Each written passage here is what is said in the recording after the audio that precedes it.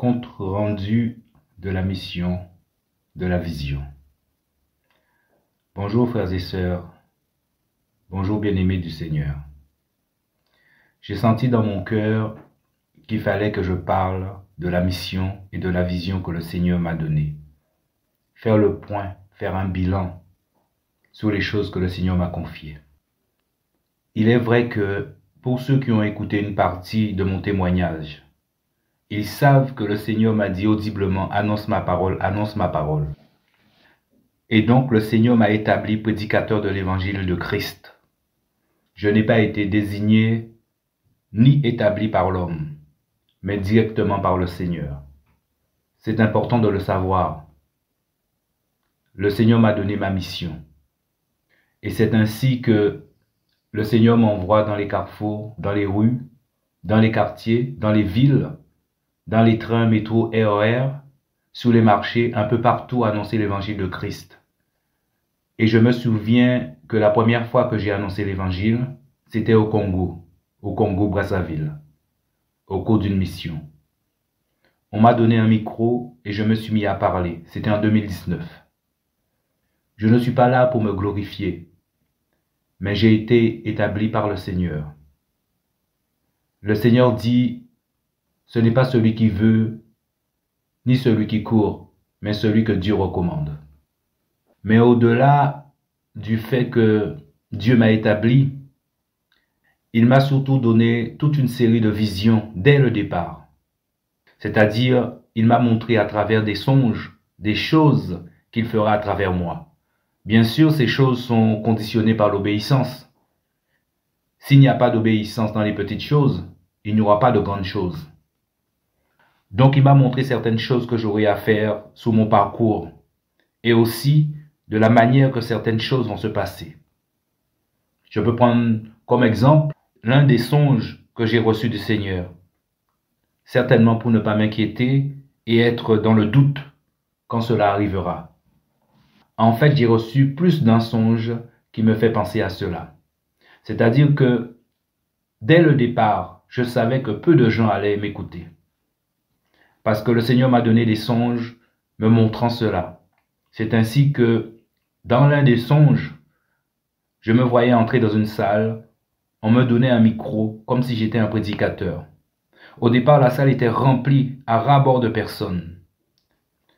Et quand on m'a donné ce micro, je me suis retrouvé face aux gens. J'ai levé ma tête, j'ai ouvert mes yeux, j'ai vu que la salle était vide. La salle s'était vidée. Il ne restait plus que quelques familles avec des enfants.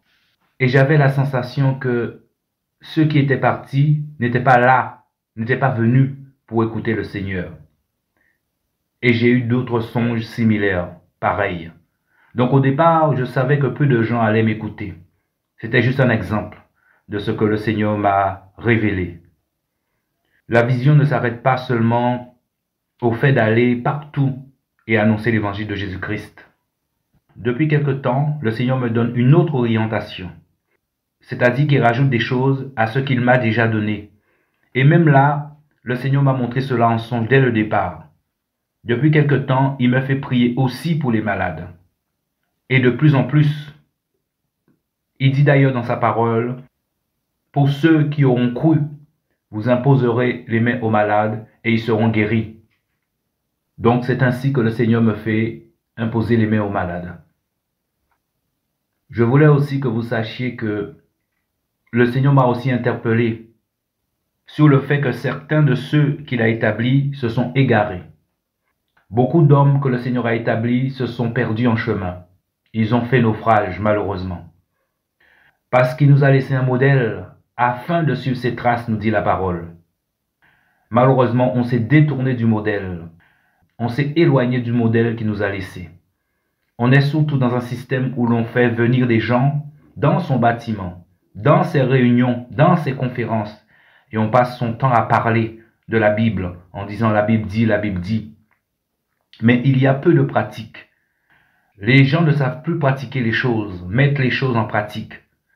Or, la pratique, c'est ce qui te fait devenir un disciple accompli. La pratique, c'est l'observance des choses. La pratique, c'est l'obéissance. Comme un apprenti maçon, un apprenti mécanicien ou électricien.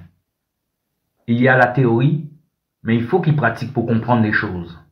Il faut pratiquer. Il faut de la pratique.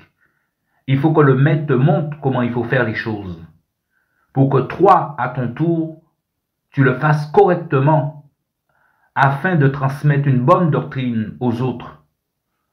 Paul disait, imitez-moi, car moi, j'imite le Seigneur. Mais combien qui imitent Christ? Peu, on le voit, très peu. Parce que nous sommes aussi là pour faire des disciples et transmettre ce que nous avons reçu du Seigneur à ses disciples. Et on a vu dans la parole, Jésus a montré à ses disciples comment il fallait faire les choses. Et après, il les a envoyés. Les 12 apôtres, premièrement, puis les 70 disciples. Aujourd'hui, Jésus nous demande de le suivre, c'est-à-dire de faire exactement ce que lui a fait, c'est-à-dire parcourir les villes et les villages, prêcher la repentance, le pardon des péchés, le royaume de Dieu, de guérir les malades et de faire des disciples, pour les envoyer à leur tour en leur demandant de faire exactement la même chose, ce que Christ nous a appris. Et c'est ça que le Seigneur nous demande de faire. C'est ça le modèle que Dieu nous a laissé. Et le Seigneur me fait beaucoup travailler en ce sens. Et toutes ces choses que je vous dis, mes frères et sœurs, le Seigneur me l'a montré en songe dès le départ. Et le Seigneur veut qu'on sache que chacun de ses enfants a reçu le pouvoir de faire ces choses. Ce n'est pas réservé à une catégorie de personnes. Mon frère, ma sœur, tu dois le croire, puisque c'est écrit. C'est écrit dans la parole. Dieu nous le demande. Crois seulement que tu es capable de faire ces choses, mon frère, ma sœur. Il ne faut pas avoir peur d'imposer les mains aux malades. Si tu es enfant de Dieu, véritable, cela veut dire que tu marches dans la lumière, dans la vérité. La vérité est une sécurité. Le mal ne peut rien te faire. La vérité te protège, Dieu te protège. Donc, mes frères et sœurs, la mission continue et la vision évolue. Par la grâce du Seigneur Jésus et sur sa demande, je le précise, une association a été créée. Il y aura une petite vidéo de témoignage là-dessus.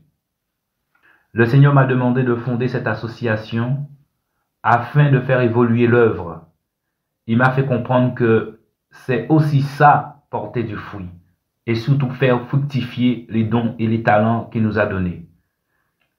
Annonce ma parole n'est qu'une partie de la vision.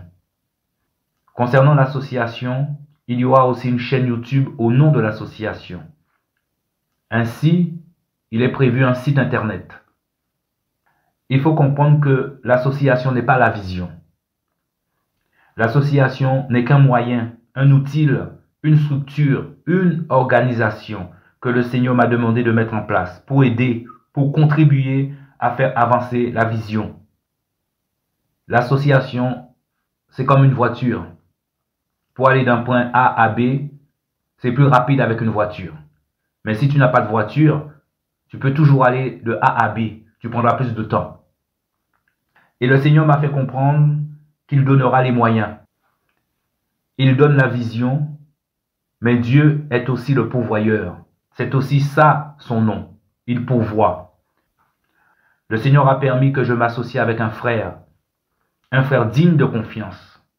Nous nous connaissons depuis 2019 par la grâce de notre Seigneur Jésus-Christ. On a fait déjà plusieurs missions d'évangélisation ensemble. C'est un compagnon d'œuvre. C'est aussi un ancien dans l'œuvre. Le Seigneur nous a mis ensemble depuis 2019. Chacun avance de son côté et quand le Seigneur nous réunit, on marche ensemble pour la gloire de Jésus-Christ.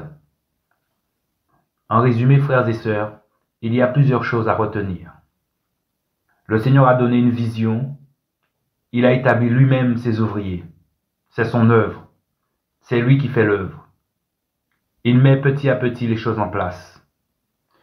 Le Seigneur nous rappelle aussi qu'il nous a laissé un modèle. dans les Saintes Écritures, afin de suivre ses traces. Et nous exhorte donc à ne pas se conformer au système, au modèle que l'homme a établi et nous propose. C'est voué à l'échec. Il nous exhorte à ne pas se contenter d'écouter et de lire les Écritures, mais à pratiquer sa parole, à plus de pratique. Il nous exhorte à faire des petits groupes, à sortir des bâtiments et aller dehors à la rencontre des gens, de leur parler de lui, de prier pour les malades et de faire des disciples. Sachez que la mission d'évangélisation continue, frères et sœurs. L'œuvre avance. Nous avançons pas à pas en suivant le Seigneur, en suivant le guide qui est le Saint-Esprit. La mission évolue, comme je le disais, avec la création de l'association. L'association qui va contribuer à faire avancer la vision. Frères et sœurs, nous avons besoin de vos prières. Priez pour nous, afin que le Seigneur Jésus-Christ nous ouvre des portes et que nous discernions clairement sa volonté. Que le Seigneur Jésus vous bénisse tous, au nom de Jésus. Alléluia. Amen.